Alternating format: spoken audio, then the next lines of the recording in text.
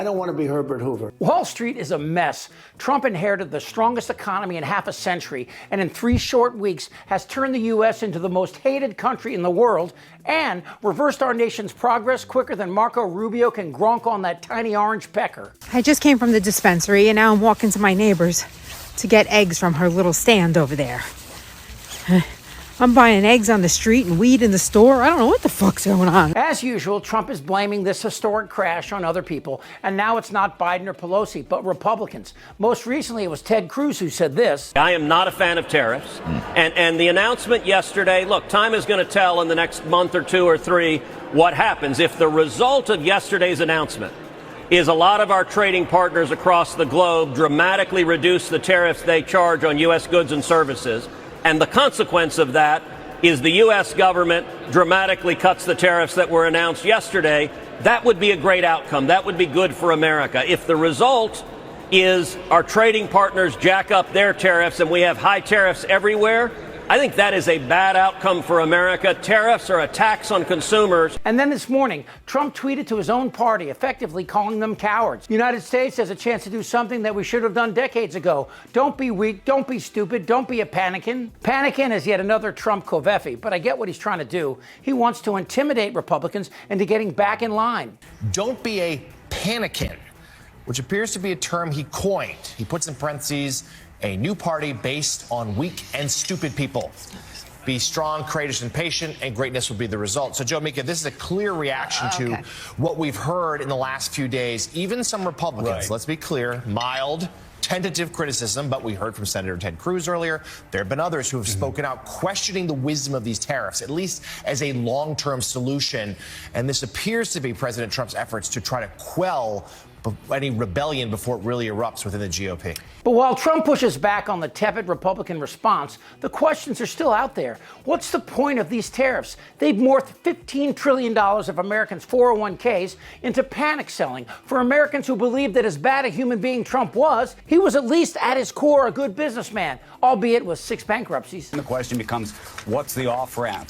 Part of the discussion is what you just, or debate is what you just described, which is the White House trying to bring back jobs to America? Are they trying to raise revenue from tariffs as a form of taxes?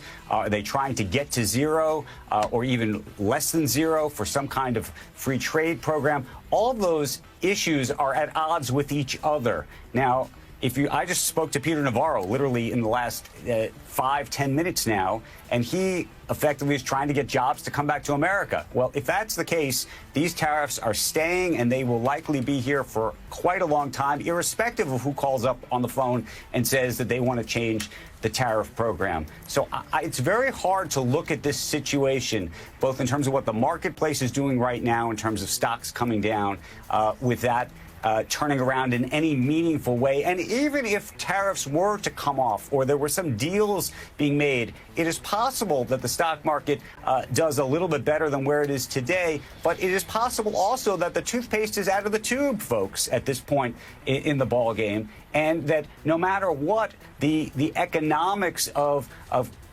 companies and countries doing business with the U.S. has fundamentally changed, at least for the foreseeable future. That's a real fair question. Why? Why did Trump do this? And this is a smart question as well. The House and the Senate, Congress has the power of tariffs and taxes, and we gave some of that power to the executive branch. And I think, in hindsight, that was a mistake. But I hear you saying you have some momentum. Respectfully, sir, the president talked all the time during the campaign about tariffs. He put them at the centerpiece of his policy. He talked about the glory days of the 1800s and wanting to go back to him. Did Republicans just not take him seriously? Well, there's a couple of facets to your question, Margaret. It's a good question. You're right, though. When you look back, it was Republican-supported tariffs in the 1800s and up through about 1930 when we passed the Smoot-Hartley Act that created one of the worst depression we ever had. We learned from that tariffs and protectionism does not work, and that free trade, in the end, as long as it's fair, we want fair trade. Now, you have to ask yourself if the Republicans who disagree with tariffs are staying silent because they're afraid or simply not very bright. Did Republicans like Dairy Queen and Lauren Boebert, and well, the list goes on, did they not understand the very simple fact about economics that if you tax another country to do business here, they will reciprocate and prices will go up? And then the insane idea that American companies would take a business out of, say, China, where their labor costs are 75 cents an hour, 24/7, and you think you can bring that company back to the U.S. and compete with those numbers? I was stoned in college, but even I remember that. I think that what you're seeing is he has broken the core promises he made to the American people. I think that he told people what he thought that they wanted to hear, but once he's in power, he's doing the opposite, and he's been using folks. He inherited an economy that was the best performing of any in the world, bar none. But in 2 months, he's crashing that economy with the biggest tax increase on middle-class families in 50 years, raising the prices that he promised them he was going to lower, breaking his #1 promise to them, and at the same time taxing them so that he can turn around and pass a tax giveaway for Elon Musk and other billionaires and himself and big corporations.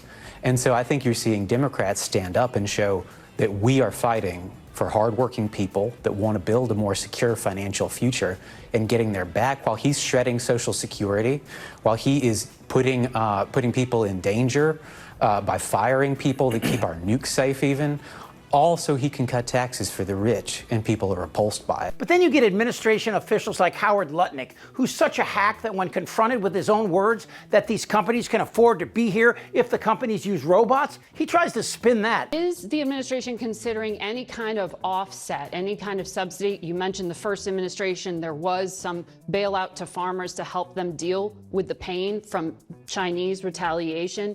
Are you looking at that now?